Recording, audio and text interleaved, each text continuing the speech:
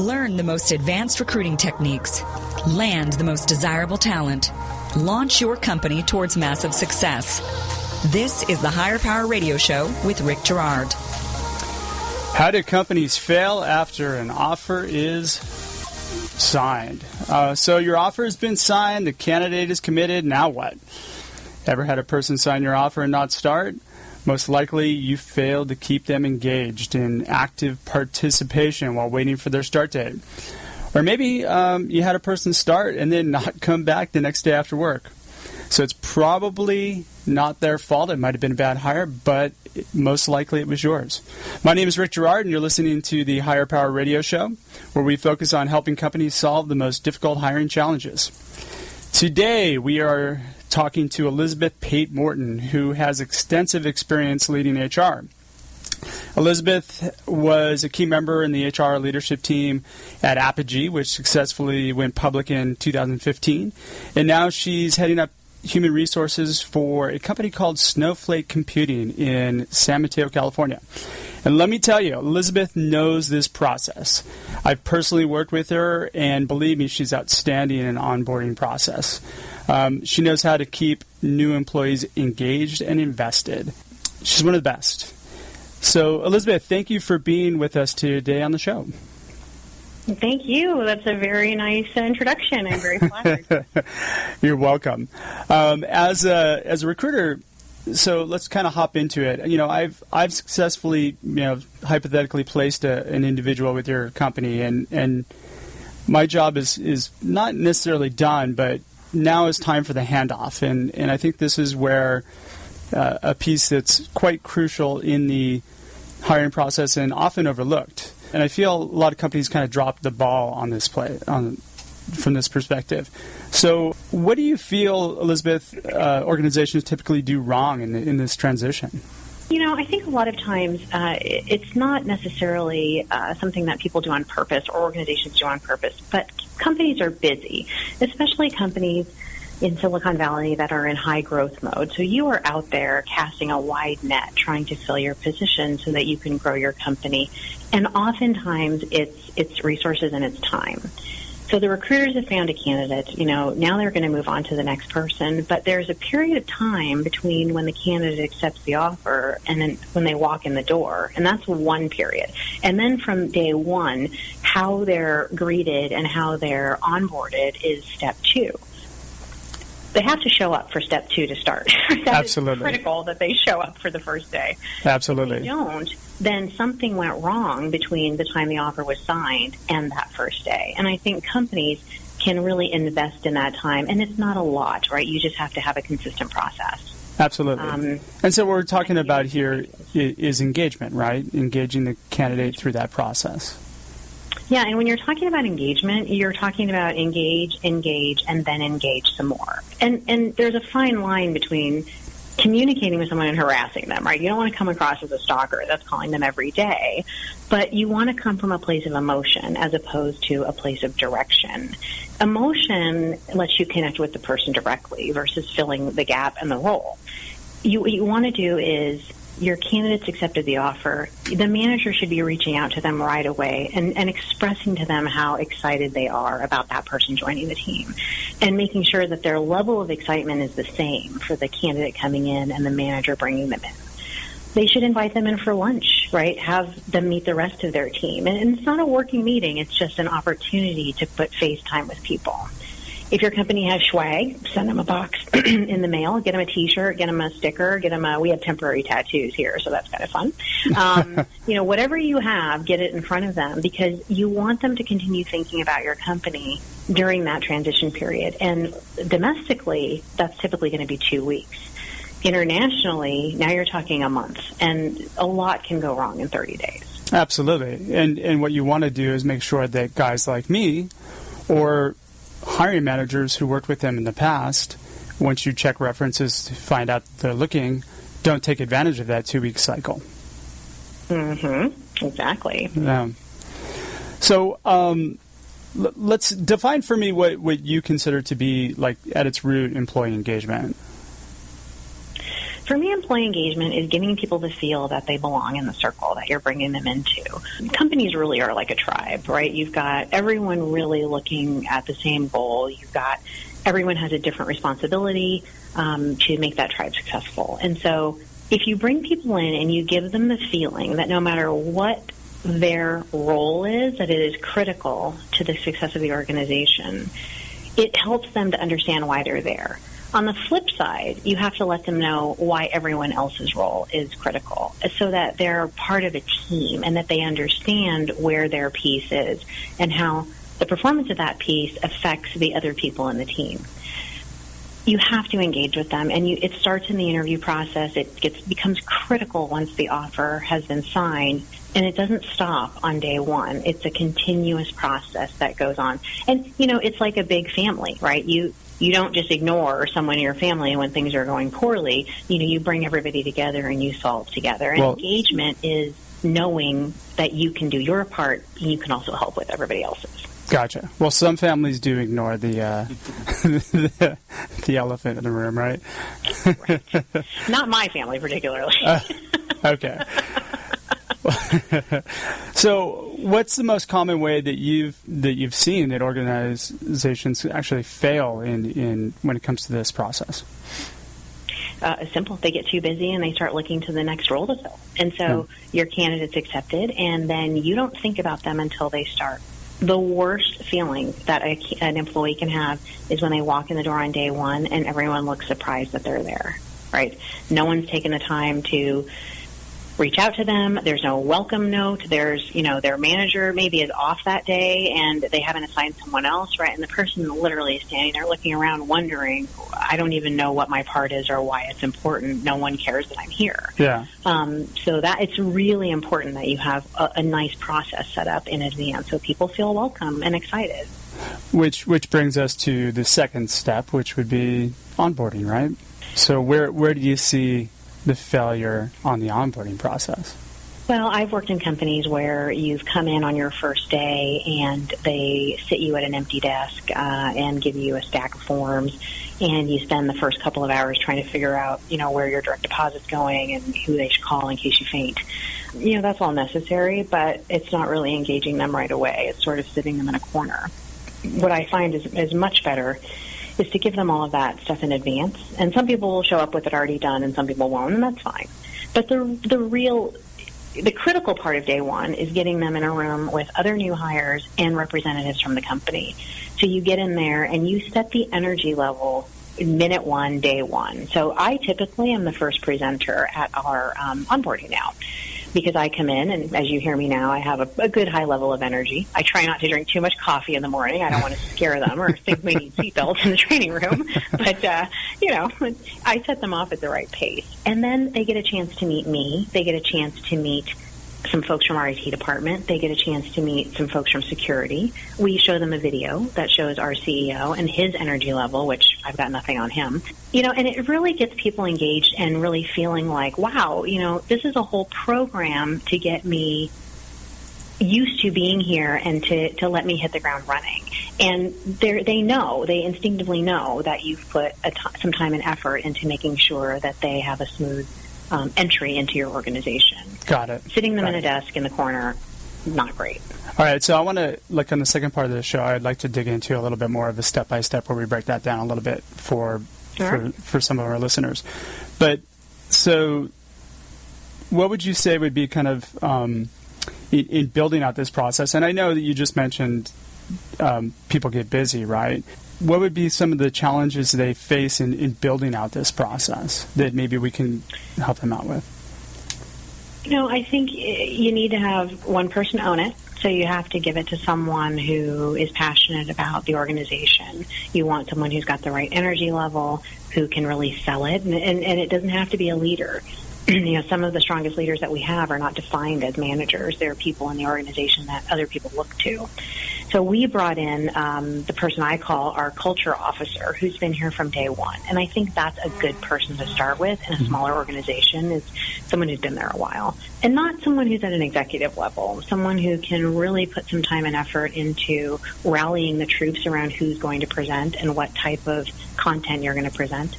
and can really keep those folks on track. It's time, right? Time and resources are the reasons why companies sometimes don't do the right thing. And it's not about that it's not worth it. Because once you get it going, you can see the value, and it's definitely worth it. Yeah, yeah. You say it's worth it. So then what are the benefits, right? So how does this help to develop stronger teams? How does it ultimately help the company's bottom line? Well, so everybody who's new in the room is an instant buddy because they have something in common. So all of the new hires get an opportunity to sit and interact with each other and to kind of learn at the same pace what's going on in the organization. I think it helps the organization because you want to bring in guest speakers like we do from different departments. So whether you work in engineering or marketing or accounting, you actually get to meet someone from those other groups to give you the bigger picture of how you contribute. When a person comes in and they don't know where their value is or they don't understand how important their piece is, it starts to create behaviors that distract from the business because people inherently want to know that their job is important and they will find other ways to confirm that. If your company is confirming that through orientation and saying right there in front of everyone that you marketing person, you software engineer, you finance accountant, you all have a piece of this, and it's equally important because we have to get there together. And I think that's the message that goes out that helps the organization right away, is that the message of we're in it together comes on minute one, day one. Got it. Okay. And so they're believing the message. They buy into it. They love it. They're basically part of the team. Yeah, I mean, for lack of a better phrase, they are drinking the Kool-Aid from a fire hose on day one if you're doing it right. Got it.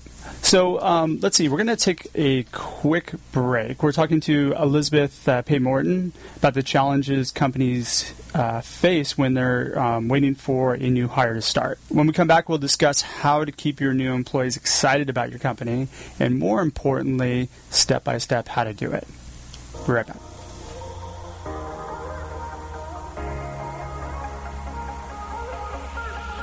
You're listening to Higher Power with Rick Girard, giving you access to recruiting techniques that will help you hire key talent to build your company towards real success. Rick is a recruiting executive and entrepreneur who's been successfully recruiting in the aggressive Silicon Valley technology landscape for the past 2 decades. After a very successful stint at Apigee, he founded Stride Search in 2012. Based on a lean efficiency model, Stride has uniquely positioned itself as a leader in retained search for the most critical talent hires within a small organization. Whether you're a startup executive or recruiting professional, by listening to Higher Power with Rick Girard, you will walk away with skills to help you attract and hire great talent. Now back to Higher Power with Rick Girard. Welcome back to the Higher Power Radio Show. We are speaking with Elizabeth Pate-Morton about how to keep a new employee committed to joining your company. We discussed common mistakes companies make after the offer is signed, and now we're going to talk about how to implement kind of an effective technique to ensure a successful start. So, Elizabeth, what is the first step an organization should take after a candidate signs the offer to get them engaged? So I think the first step is you assign, if you have the bandwidth in your organization, you have to have enough people to assign a buddy to that person. And that buddy should then have the first responsibility of reaching out after the manager. So the hiring manager has reached out to the candidate. They've accepted their offer. They've expressed to them how excited they are to be joining the organization. They're gauging the candidate's level of excitement. They then will assign a buddy to that person. That buddy can then reach out to them a few days later, perhaps invite them into the office for lunch if they're local, maybe just do a quick Skype meeting with the team to meet everyone. And you want to be careful that those aren't working meetings that you're inviting a candidate into, because you want to wait till they start to get them working. Got it. And now having them meet people. And now with that buddy, is that buddy usually somebody they're going to work with, or would that tend to be maybe the recruiter who they initially engaged with, or would it be somebody in HR? Does it matter? No, it's typically going to be someone on their work team because you want someone that you can ask questions that you may not feel comfortable asking your manager right away. Like, hey, when do people typically, cut out for lunch? Or, what's the policy on if I'm having my refrigerator delivered tomorrow afternoon? What do you guys do generally? It's kind of nice to have someone who kind of knows the ropes and can get some of those questions answered that aren't necessarily about the job in a more comfortable and in a just a safer way. Okay. And then now what would be the next effective steps from there? So I would have someone from the office management team send a package to the employee's home. If they have a family and you figured that out, there's a lot of things you're not going to be able to ask right away, but you can certainly tell. Send something to the family. Maybe it's a basket with some treats for everybody, welcoming them to the company. If it's an individual, maybe you send them a package with a company T-shirt, some things that will keep them thinking about the organization. I'll tell you, before I started Snowflake, I received a package in the mail from them that had a T-shirt and a bunch of other stuff. And I was in Hawaii the week before. And I sent the company a picture of me in Hawaii with my Snowflake shirt on saying, look at this, it's snowing in Hawaii. I was on vacation and I was already thinking about how I was going to get back to start my new job because they'd been engaging with me so heavily that I was already 100% in before I started. And I think it's also important, too, that the recruiter in the process who actually got them engaged with the company in the first place, touch point, too. Yes. Just to make sure. The recruiter is going to be their main contact, right? Sure. Okay. So once the office manager sent a box this way, so now you've got the recruiter reaching out on the regular, right? Because that's their main contact. Their managers express to them their excitement. Their buddies ready for them. They already know somebody when they get there. It's going to be waiting and a friendly face for them. They've got their company shirt, and now just 2 weeks have passed, and it really hasn't been a huge amount of effort on any one individual. Got it. Now, day one, they start. Hopefully they show up in their new shirt. Yeah. And typically, as the recruiter, I will follow up with them that morning, make sure they're all set to go, make sure they have directions, just to make sure that everything's switched on. Then they show up for work. Then what? So now we schedule, we make sure they understand what their first day is going to look like. So we send out the schedule in advance. Very important. We typically have new hires show up a little bit later than the regular employees just to give folks a chance to get here, get settled, and, again, act like they're not surprised that their coworker has shown up. So we send out the advance schedule of when they're going to training, what time they need to be here, who they're going to meet with, and what subjects we're going to go over. And then as soon as they get here, we hand them their computer and a bag of just some things that they may or may not need at their desk. And we provide kind of cool stuff. We give out, a Bose headset because we're in an open office. So things that they can use here to make it a little bit more comfortable. And then we kick right off with I do the kickoff of orientation and the introductions. And then they go through all the things that they need to get started on day one. Meet with IT, that we have security training that needs to happen. We talk about the history of the company and a little bit about the product and what we do. We plan to have expanding our onboarding and bringing, we call our leadership team the Snow Chiefs. And so I am one of them, but I'd love to have another one come in and just have a chat with people and welcome them. And I think the more that you do that, it's really a choice. It's a choice to bring them in the fold in a way that's really productive and welcoming versus, go sit in the corner. We're not going to tell anyone you're going to be here and you'll just be able to start working right. It doesn't feel the same. Gotcha. Yeah, I can definitely agree with that. I mean, there's nothing worse than having to walk around the building trying to figure out where the bathroom is. Right. I mean, that's the craziness. I actually do a tour. We have them start on the third floor of our building, but orientation is on the second floor. So I pick them up out of the cafeteria area, and we go for a little walk, and I stop and say, here's the code for the bathroom. Anybody need to leave? Go do that. Here's the coffee machine. Here's the parking area. Just so people can get a feel of the land. It is not nice to have to ask someone where the bathroom is. Yeah, right.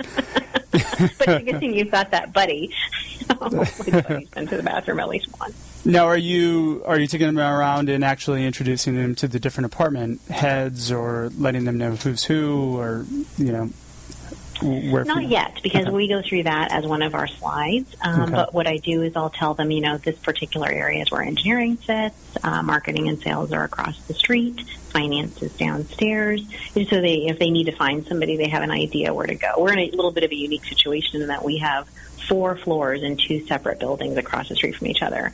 So sometimes the person you're looking for, just dodged you because they got in the elevator to come in this building while you were leaving to go to the other building. So it's helpful to know where people are. It's just more efficient. Got it. Okay. And now are you pulling in, you had mentioned other departments. So who in the other departments do you typically pull into that first aid training? So we'd love to have Bob, our CEO, right? Bob Muglia is just such a big personality, and he's just so excited about the company. It's absolutely infectious. But he travels, and so we have a video of him. But what I'd love to do is have, Denise, who's our head of marketing, or Chris, who's our head of sales, come in and just have a quick meeting and conversation about, why Snowflake for them. And I think that helps to reinforce people. And what we'll do is, as we get bigger and we start doing these in different locations, we want people to have the same experience. So we will hire someone to come in and videotape the orientation or videotape individual people speaking so that we have that available for anyone who wants to see it. Gotcha. Mm-hmm. Now, if a company's not going to be able to implement the same process that you do, correct? But really, let's break this down into, let's say you're a small startup and you have a situation where, you might have a person can lead this. What would be the core elements that you would need to put in place in order for somebody to be impressed on the first day that they start through the process, as opposed to being lost? I think if you have 5 or 500 employees, it's a very similar process. You're still having someone reach out between the offer acceptance and start. You can still certainly, you may not have company swag, but you can send articles maybe about the company. You can send links to Glassdoor if your rating is good. Maybe not so much if it's not. Sure. Right? Or explain that to people. Explain why is it like that? Because you should know. You should know what people are saying about your business, and you should be able to confirm or defend those things. Absolutely. Yeah, 100%. You can have people come in and sit with their manager, and their manager can be the one to go through what's going on in the department and who does what. And you can have someone who's, maybe you have an office manager / facility / receptionist / mom, it's with that person who has a million jobs in a small company. Yeah. That person can certainly spend a few minutes with a new hire and kind of show them the ropes. You don't have to be big to do this. It gets bigger as you get bigger. But you really want to start off with just welcoming them in the appropriate way, which is knowing that they're showing up, being there before them, welcoming at the door, and then explaining to them how their piece fits into the big pie of the company. It's so, so important that you do that. There's no greater way to invest them in making sure that they do their best job every day. And just to add to that, if it's the first day and you have a schedule, make sure you stick to the schedule of what needs to happen, right? Yeah. So, and if you don't just skip it. Make sure you come back to it later. Exactly. So, if done correctly, what should the results look like from both the company and the new employee's perspective? So from the employee's perspective, we had an orientation yesterday, and it was one of the first expanded orientations that we had done. And so we had about 9 people in there. And I had 5 of them tell me today that it was the best orientation that they've had because it was so engaging and the energy level was so high. They came out of that really excited to get going as opposed to nervous on their first day. So I think you as a company, you really win the investment of that person, and they're already engaged and raring to go. From a business perspective, you're spending a lot less time doing one-on-one conversations and minimal training, like the introductory stuff, because you're able to knock that out in the beginning. So your employee can come to your department after orientation is done. They have their computer. They know how to use it. Let's start having meetings about the work. And it just accelerates kind of the learning curve. And it keeps people invested, right? If you work for a place that you're pretty excited about, it doesn't always feel like work. And that's the best, right? I've been doing this for 30 years, and I love it. And so when I'm thinking about something on a Saturday or on a Tuesday night. It doesn't feel like work, and that's what I want the employees to feel like. They're part of something bigger than just their job. Absolutely. All right, well, we're running about out of time for today's show. I wish I could keep you longer, Elizabeth, but thank you for taking the time out of your busy day to share your insights with us in the Higher Power radio community. Now, if listeners would like to get in touch with you, how can they reach you? So I am the leader of HR at Snowflake Computing in San Mateo. My email is very simple. It's my full name, Elizabeth Pate-Morton at snowflake.net. And just a little bit about Snowflake is, we are the only data warehouse built for the cloud. In 2017, in June of this year, we announced the Snowflake Data Share House, which is a first world technology that extends the cloud and the data warehouse to the data share house so that companies can share data to help with their own analytics and grow their business in a very simple way. Pretty exciting company. It's also easy to reach me if you don't like typing out my full name. I sure don't. It's just epm@snowflake.net is an alternate email address for me. So excellent. Thank you so much for having me. Absolutely, and thanks for being on our show. So thank you to our listening thank you to our listening audience for tuning in. Well, I had a little tongue twister there. A quick thanks to our team, our engineer Paul Roberts, our producers Joan Park, Haley Stern, Shanti Ryle, and our executive producer Kim Iverson.